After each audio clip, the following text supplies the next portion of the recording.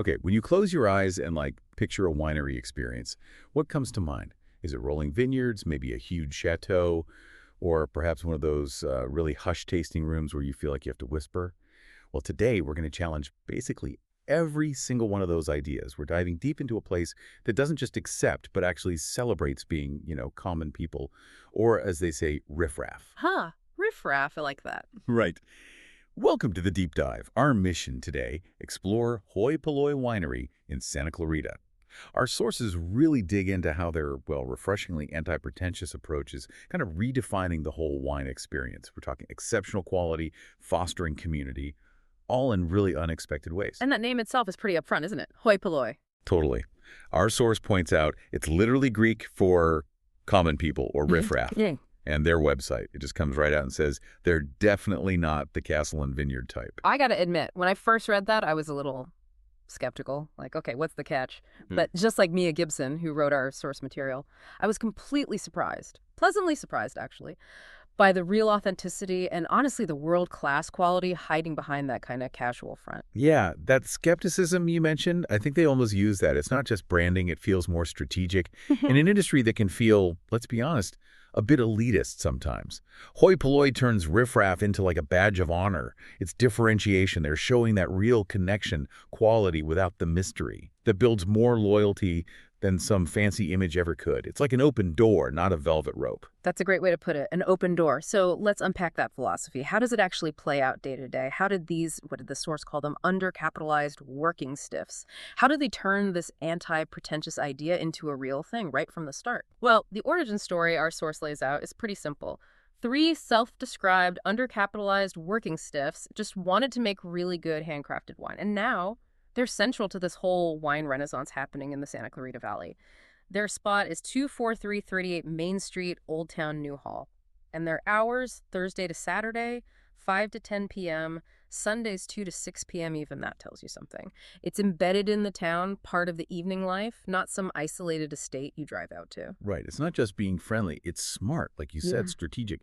The wine world can be intimidating, so they deliberately make it a place where someone new to wine feels totally okay asking, dumb questions. But at the same time, people who do know wine are drawn in because the craftsmanship is legit. Exactly. It hits both sides. It builds this genuine community, not just transactions. And you mentioned Doug Minnick, the co-owner. His background's interesting, music industry, plus co-founding the Garagista Wine Festival. That definitely brings a sort of rock and roll vibe to it all. No pretense allowed. So that approachable style, it's baked right in. Our source makes a point that there's zero pressure. No trying to upsell you to the priciest bottle. No need to fake it, pretending you taste notes of blackcurrant with undertones of leather if you don't. Instead, you actually get to talk to the winemakers. Like Doug or one of his partners will just tell you how they make it in plain English. Share stories about the grapes, the techniques.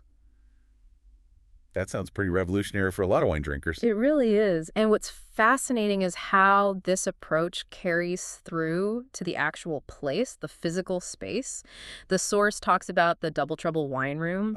Yeah, the shared space. Right. They've shared it with Pachter Brothers Winery since, 2017? That collaboration itself is kind of cool. It shows cooperation over competition, building a scene together. It's another way they just break the mold of the traditional winery rules. So when you walk in, what does that feel like? It sounds like it breaks all the usual winery rules. It really does. The source describes a spacious inside area, but also this really comfy back patio. They've got heaters, cozy throw blankets for when it gets chilly. It just feels welcoming, Yeah, definitely. So this mix, the music, being able to bring food, even dogs being welcome. It's not just about being casual, is it? It sounds like it creates a specific kind of vibe. Absolutely. Connecting it to the bigger picture, it's a conscious choice. They're prioritizing the experience itself over stuffy formality. It becomes a real community spot. People hang out, they talk, they connect, not just about the wine, but with each other, with the winemakers.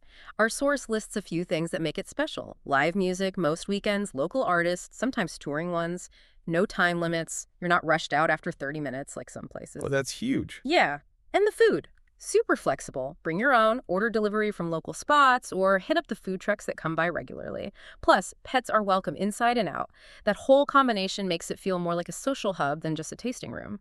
Okay, that is a game changer. Seriously, the idea of bringing my own, Korean BBQ takeout to a winery and they give you plates? Hmm. That's wild. All right, great vibe, great community. But what about the wine? Is it actually any good? Huh. That's the kicker, isn't it? The source is really emphatic here. The Hmm. atmosphere might be totally unpretentious, but the wines themselves are world class. Oh, They're sourcing grapes from top-notch vineyards across the Central Coast. Paso Robles, Santa Barbara County, Sonoma, really prime spots. Then they craft these small batches right there in Santa Clarita. They use a shared facility called SCV Custom Crush Services. Think of it like a high-end communal workshop for winemakers. It lets them focus on the craft without needing their own massive setup. that raises a key question, though. How do they pull off that level of quality without, the fancy estate or owning huge vineyards, Yeah. the usual prestige stuff? It's because their focus is different. It's not on marble bars or a famous name. It's laser focused on getting amazing grapes and then meticulous small batch winemaking by people who really care. Honestly, their success sort of redefines what luxury means in wine. They're proving that real craftsmanship and that community feel are the new luxury. It's detached from the old symbols of wealth. These wines are made to be enjoyed, shared with friends, not just analyzed in some formal critique, which again perfectly fits their whole anti-pretentious thing while still delivering serious quality. That's a fantastic way to think about it. Luxury redefined. Okay, so let's get specific.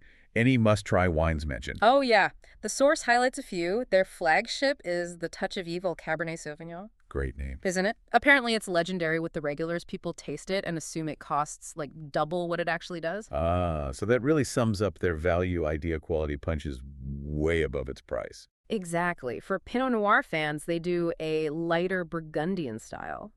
It's described as minerally with bright acidity. Sounds lovely. Their Syrah is classic Central Coast fruit forward, some nice spice notes. And they do a Grenache too. Mediterranean feel, really food friendly, good balance. Sounds like across the board, the focus is on consistency, balance, Yeah. and just drinkability. Yeah. Wines you actually want to drink. Precisely. And that consistency, that value, it's not random. There's another layer here. Their connection to the garagiste movement. Right, the Garagiste connection. This is where it gets really interesting, isn't it? It's not just one quirky winery. It's part of a whole philosophy. Totally. Doug Minnick, the co-owner we mentioned, actually co-founded the Garagiste Wine Festival. That festival specifically champions small producers, the ones driven by passion more than massive profit margins. It reflects this real commitment to hands-on artisanal winemaking. People who started small, maybe literally in a garage, and stayed focused on the craft. It's such a powerful counter story in the wine world, right?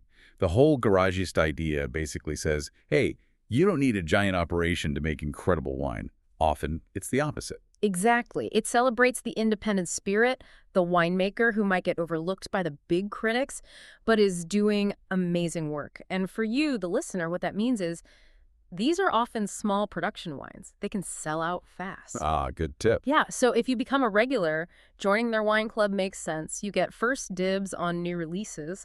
Plus, side note, if you're ever curious about getting into the wine industry, harvest season there could offer incredible insight, real hands-on experience with small batch production. And in Hoi Polloi wasn't just joining a scene. Our source says they were basically pioneers in Santa Clarita's wine transformation. That's right.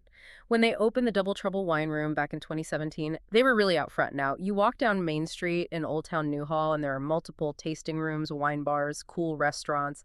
It's become this genuinely vibrant wine destination, revitalizing that whole area. That's a huge shift for LA County's wine map, isn't it? It offers something totally different from, say, hitting a wine bar downtown. Absolutely. The source points out what makes Santa Clarita Valley special now. You get personal contact with the winemakers. They're usually actually there. There's a strong community feel. The pricing offers great value without cutting corners on quality. It's easy to get to from most of LA County.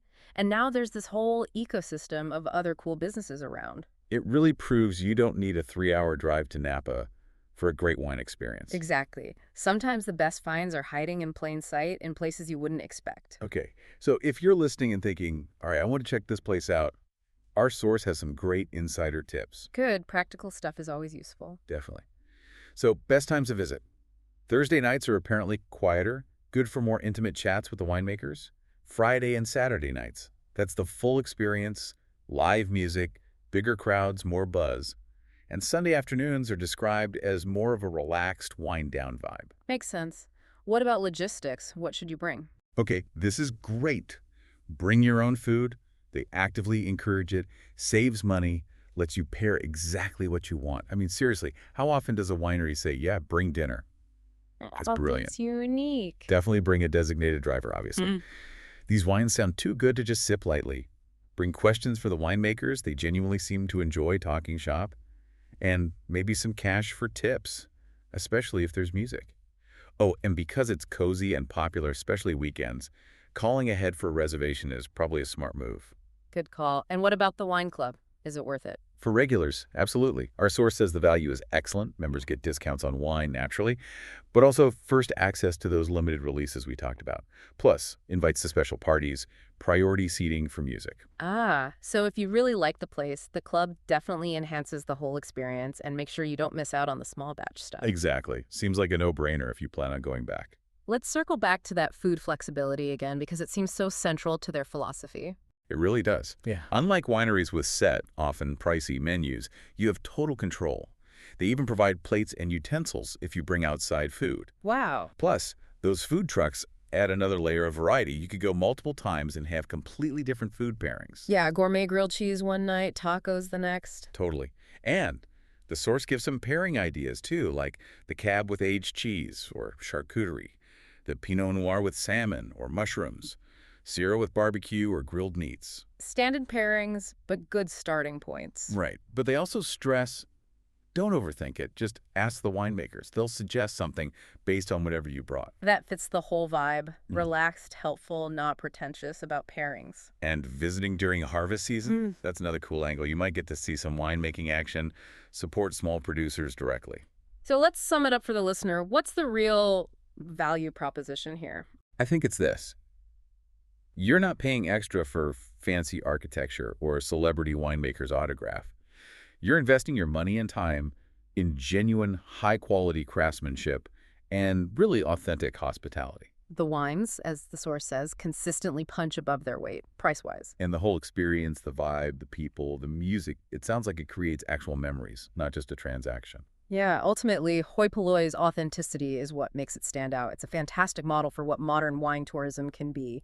When the focus shifts from just style and perceived prestige to actual substance and community, that's powerful. So there you have it, Hoi Polloi Winery, a real gem in Santa Clarita Valley.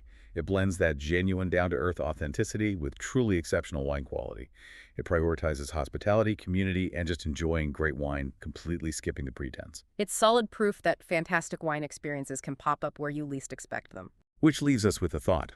If the so-called riffraff can redefine something like the wine experience so successfully, with so much authenticity, just by focusing on passion and community, well, what other industries out there might seriously benefit from a little less pretension and a whole lot more genuine human connection?